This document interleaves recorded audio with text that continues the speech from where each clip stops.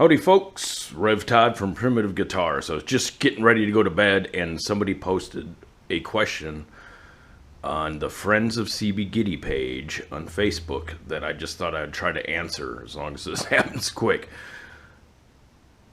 Where do I put the neck so that the bridge of my 23-inch will be in the right spot? This one here happens to actually be a 23-inch, although it doesn't matter what inch it is. It also matters what kind of neck and everything you have. So what I'm going to talk about is my neck, which apparently Del Puckett thinks is pretty cool. And I think it's really super cool that Del Puckett looked at my videos. Anyways, this is the neck that I do. Does not necessarily matter how you do the neck, but what happens is you need to be able to position it in the right spot. So this happens to be a 16-inch neck over here and a 16-inch fretboard. I know it's a 16-inch fretboard because it says 16 inches right on it.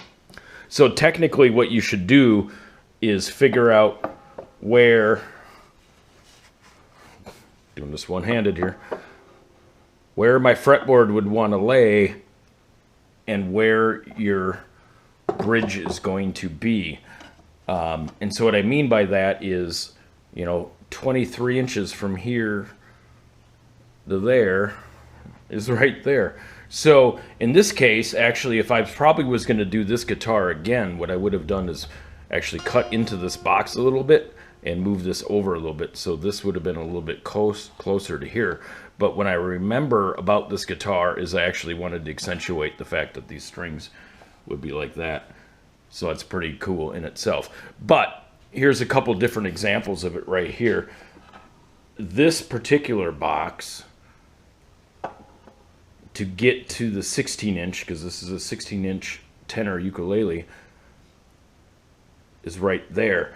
It turned out the way I normally make these necks, this bridge would have been like over here. It would have been really, really awkward and up. So this box, I actually cut the top out to about there and shove this neck in further so that would be there. Could even be back further if I would have shoved it in more. But so what I did is, it's really hard to tell here, but I cut that box top off, and then if I would take this neck off, you'd see that it's a big giant divot inside there. But I did it that way. This particular one, you can see that the neck is right there. It's right there. And if you could see inside it, it actually goes up. So what I mean by that is, with the necks that I do with the back angle and stuff on them, back angle basically means that the top is slanted backwards, so you get a little bit of a angle there. There's my back angle there. But this box, if I can get it in the right light, goes right to there. So a lot's going to depend on even the type of neck you use, because obviously if you used a straight off neck, you're going to have to put some bracing and everything like that. But basically you want to figure out from there to there what your scale length is. If you can do it ahead of time, that makes a lot of sense, because like I said, this thing probably should have been back a little bit more, but I kind of like the look of it, so it didn't matter. But scale length is totally just from right there to right there. Look at that sucker. I haven't even cleaned her up. It's funny. Anyways, scale length. Bam, bam.